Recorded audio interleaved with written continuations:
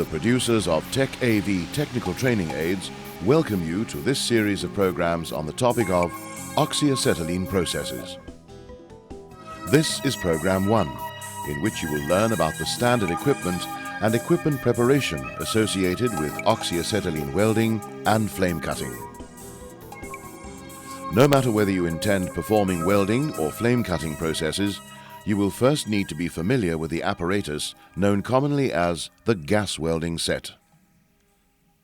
A full set of oxyacetylene gas welding and cutting equipment comprises the following, namely an oxygen cylinder, an acetylene cylinder, regulators, welding hoses, torches and their nozzles, a spark lighter, and personal protective equipment. The most obvious components are the cylinders, also known by most welders as the gas bottles.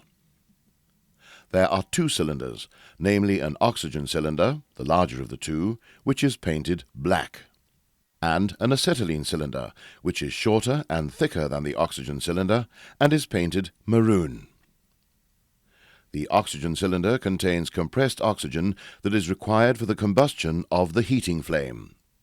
The pressure within an oxygen cylinder, when it is full, is around 15,000 kilopascals, or 1.5 megapascals. The acetylene cylinder contains chemicals that react to form the gas we know as acetylene. Acetylene is the fuel gas. The pressure within a full acetylene cylinder is around 1800 kilopascals. In order to make the equipment portable, the cylinders are transported around the plant on a welding trolley. When moving an individual cylinder over a short distance, then it should be walked along a level surface as demonstrated. It must be stressed that cylinders must be stored and used in an upright position. To prevent them from toppling over, both cylinders must be strapped or chained to the trolley. At the top end of each cylinder is a cylinder valve. This valve is used to open or shut off the gas supply. Surrounding the valve on this example is a protection collar that serves to protect the valve from accidental damage. In this example, the cylinder valve is operated using a hand wheel. Let us now take a look at the regulators. A regulator is a device that is fitted to the cylinder valve of each cylinder.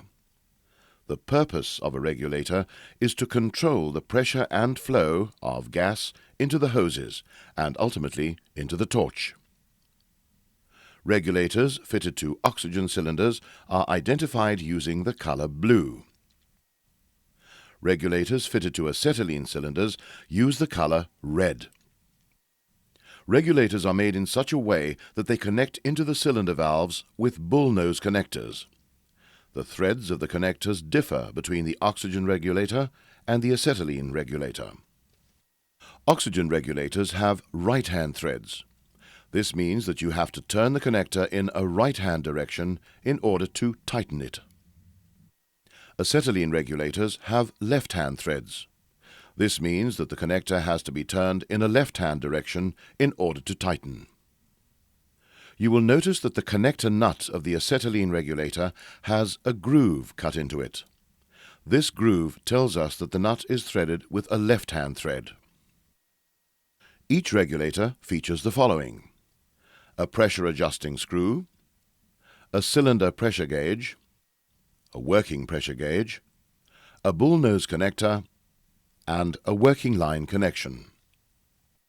The pressure adjusting screw is operated to alter the pressure being delivered to the torch. This pressure is called the working pressure. Turning the screw inward, that is in a right-hand direction, will increase the working pressure. Turning the screw outward, that is in a left-hand direction, will decrease the working pressure.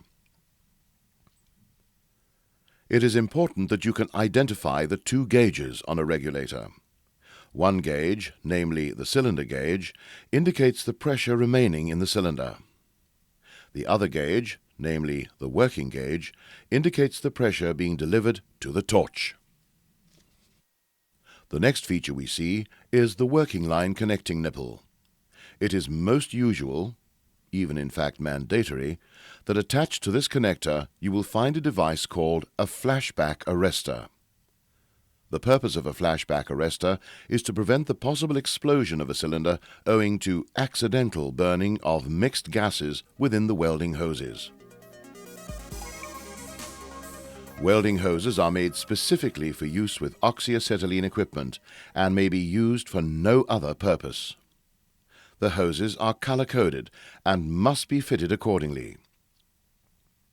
The blue hose is for use only with oxygen. The red hose is used only with acetylene. If we look closely at the connectors, you will see that the red or acetylene hose has left-hand threaded fittings, identified by the grooves. The red hose, therefore, must be attached to the flashback arrestor on the acetylene regulator. The blue welding hose is connected to the flashback arrestor on the oxygen regulator. The final connection of the hoses is at the operating end of the equipment, namely the torch. There are two varieties of torch, namely a welding torch and a cutting torch. The welding torch is used in the processes of welding, brazing, and soldering. The cutting torch is used exclusively for flame cutting processes. The blue hose is connected to the oxygen connection of the torch. Note the blue control valve. The red hose is connected to the acetylene connection. Note the red control valve wheel and the left-hand groove of the hose coupling connector. Non-return valves are sometimes fitted to the torch end of each hose. The purpose of a non-return valve is to prevent the backflow of gas into the welding hose. One accessory item that we need to introduce is the torch lighter. This device is needed in order to light the torch safely. It is not recommended that the torch be lit using matches or cigarette lighters. To complete this section, we need to mention a few items of personal protective equipment. These are considered necessary when performing most heating processes. Spats. These are worn over the boots or shoes to prevent sparks from entering the boots and burning through your socks. The welder's apron should be worn to avoid damage to one's clothes and burns on your body from sparks. Welding goggles, essential for the protection of the eyes against harmful rays and from sparks. Welding gloves, essential items to be worn during all welding or flame cutting operations to avoid burns to the hands. In summary, we have overviewed the basic equipment that constitutes a typical oxyacetylene set. We have discussed the two cylinders containing the gases oxygen and acetylene. We have looked at the regulators that must be used in conjunction with the cylinders. We looked at flashback arrestors that should always be fitted to the regulator's working line connectors.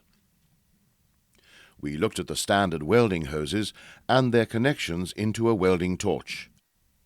We then saw non-return valves that are often fitted to the torch end of the welding hoses, and that only a torchlight should be used to light the torch.